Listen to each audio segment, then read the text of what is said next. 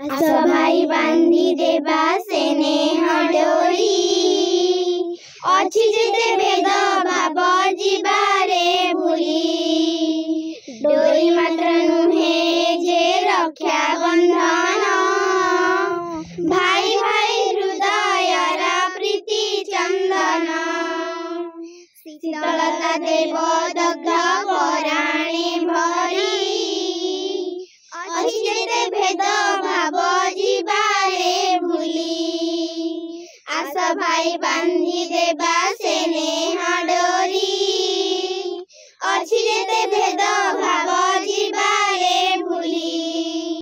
मो अरुण कुमार जेना ये अमृतिया उच्च प्राथमिक विद्यालय प्रधान शिक्षक। मत आज बहुत भल लगे आज रक्षाबंधन आनुकूल्य जो आयोजन टी कार्यक्रम ता बहुत सरस एवं सुंदर हो पारी। मुझे ए विद्यालय समस्त गुरुजी गुरुमा एवं कर्मकर्ता मान धन्यवाद देवी। जाहो शिशु मंदिर साहाय्य जो सामाजिक क्षेत्र में ये जो सब आदर्श गुड़िकर परिप्रचार घटुची ता बहुत भल एवं सुंदर।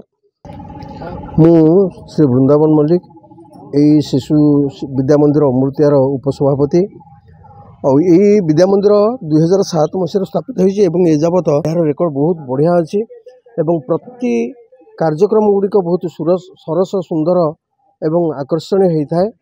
आज से एक पवित्र रक्षाबंधन उत्सव पालित होती आम उपस्थित रहीचु आम विद्यालय सभापति और सह संपादक एवं आम अतिथि भाव में आनीलु आमर यही अमृतिया ग्रामर उच्च प्राथमिक विद्यालय प्रधान शिक्षक को और छोट छोट भाई भौणी मानक नहीं ये जो कार्यक्रम है गोपूजन है भूमि पूजन है एवं रक्षाबंधन कार्यक्रम सब पालित है बहुत आकर्षणीय होती।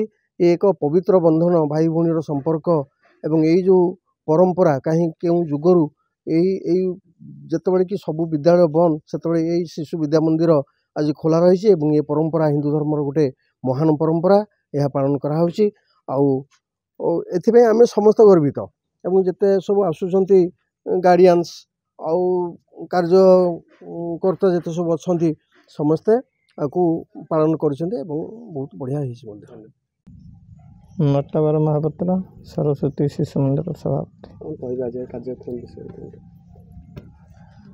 कार्यक्रम तो हूँ वर्तमान भारत वर्षर ये सरस्वती शिशु विद्या मंदिर ये गोटे पालन उत्सव रक्षाबंधन उत्सव जो थी कि आमर सरकारी विद्यालय मानक बंद थे बेले ये सरस्वती शिशु विद्या मंदिर आपको भाई भौणीर कौन संपर्क ये उत्सवटी पालन करुच्ची। तेणु एथुरु निश्चित भाव में समाज रे किसी प्रभाव रहिबो जो आमर वर्तमान समाज जो दलित अवस्थार अच्छी जो संपर्क छिन्न अवस्थार अच्छी ये बंधन तक किसी जोड़ी रखियो बोली तेणु विद्यालय या नहीं प्रकार उत्सव पालन करुच्ची। समस्त सब उत्सव पालन करे किंतु या भी गुरुत्व दिया कहीं ना संपर्क बर्तमान समाजर भारी विक्षिप्त अवस्थार अच्छी। तेणु ये भाई भौणी समाज सहित जो समस्त सहित केमती गोटे सुसंपर्क हम ये बंधन ये उत्सव से पालन करा।